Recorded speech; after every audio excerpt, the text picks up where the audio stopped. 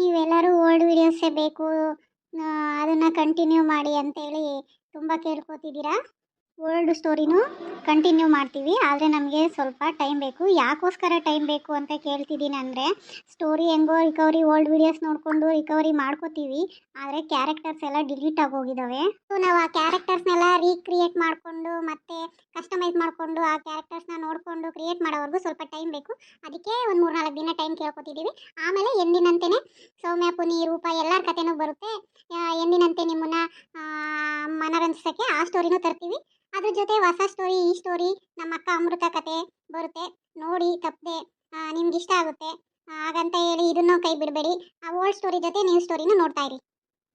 ಮತ್ತು ಈ ಮದುವೆ ವಿಡಿಯೋಗಳೆಲ್ಲ ಹಿಂದೆ ಎಲ್ಲ ತೋರಿಸಿದ್ದೀನಿ. ಮತ್ತೆ ಆಗೋದನ್ನು ರೀಕ್ರಿಯೇಟ್ ಮಾಡೋದೆಲ್ಲ, ಮದುವೆದೆಲ್ಲ ಏನು ಶಾಸ್ತ್ರಗಳು ಅವೆಲ್ಲ ತೋರಿಸಲ್ಲ. ಜಸ್ಟ್ ಮದುವೆ ಮುಗೀತು ಅಂತ ಹೇಳಿ ಮುಂದಕ್ಕೆ ಏನು ಸ್ಟೋರಿ ನಡೆಯುತ್ತೆ ಅಂತ ತೋರಿಸ್ತೀವಿ ಅಷ್ಟೇ.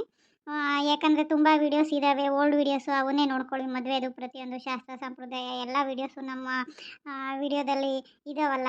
ಮದುವೆಯಿಂದ ಹಿಡಿದು ಶ್ರೀಮಂತ ಮಾಡೋದ್ರಿಂದ ಹಿಡಿದು ಪ್ರತಿಯೊಂದು ಓಲ್ಡ್ ವೀಡಿಯೋಸಲ್ಲಿ ಇದ್ದಾವೆ. ಹಾಗಾಗಿ ಈ ಮದುವೆದನ್ನು ಅಷ್ಟೊಂದು ತೋರ್ಸೋಕ್ಕಾಗಲ್ಲ.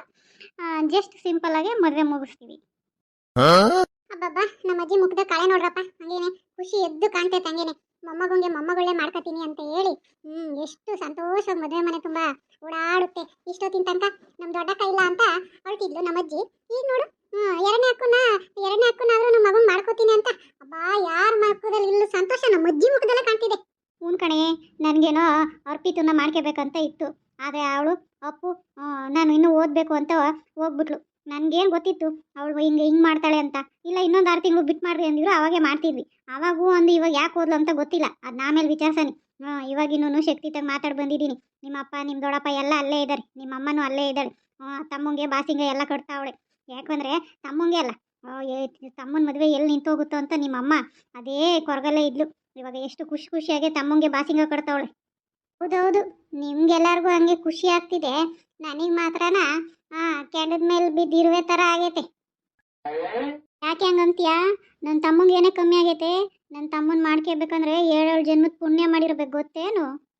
ಹೌದು, ನಮ್ಮ ಶಕ್ತಿ ಮಾಮ ಅಂದರೆ ಯಾರಿಗೇನು ಕಮ್ಮಿ ಇಲ್ಲ ಬಿಡು ದೊಡ್ಡಮ್ಮ, ನನಗೆ ಗೊತ್ತು.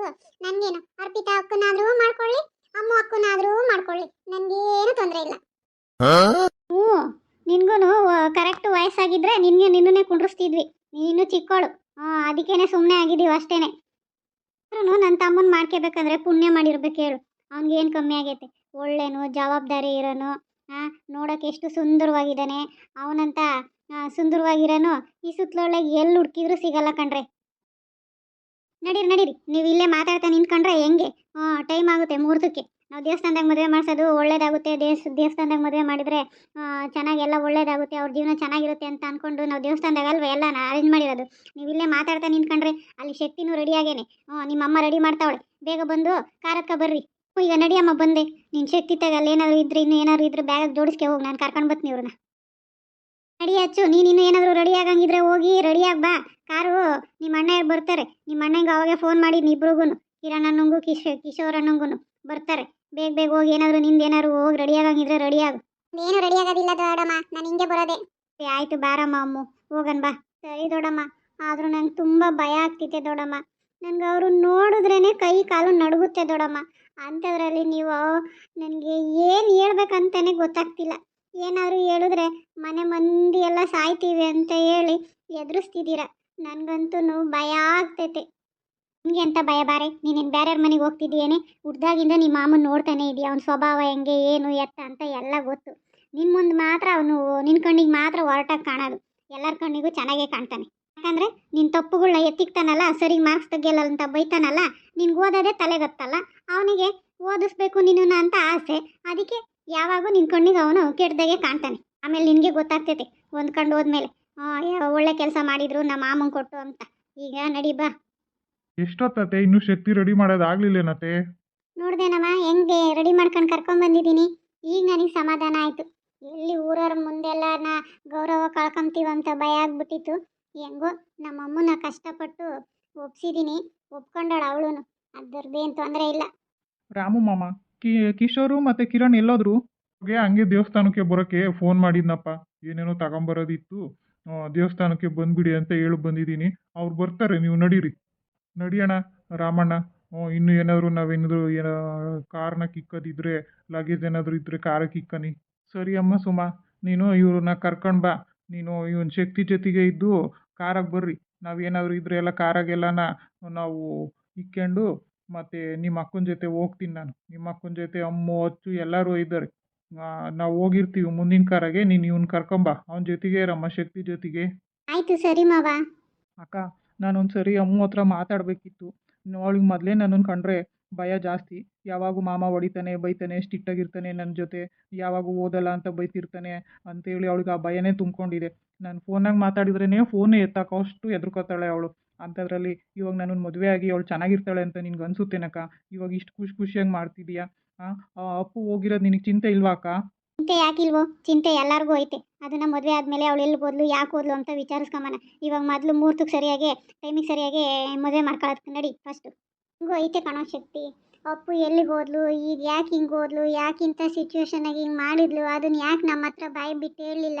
ನನಗೂ ನೂರಾರು ಪ್ರಶ್ನೆಗಳು ತಲೆಗೆ ಕೊರಿತಾ ಇದ್ದಾವೆ ಕಣಪ್ಪ. ಆದರೆ ಏನು ಮಾಡೋಣ, ಇವಾಗ ನಿನ್ನ ಬೆಲೆ ನಮ್ಮ ಬೆಲೆ ಎಲ್ಲ ಕಳ್ಕೊಳಕ್ಕಾಗುತ್ತೇನಪ್ಪ.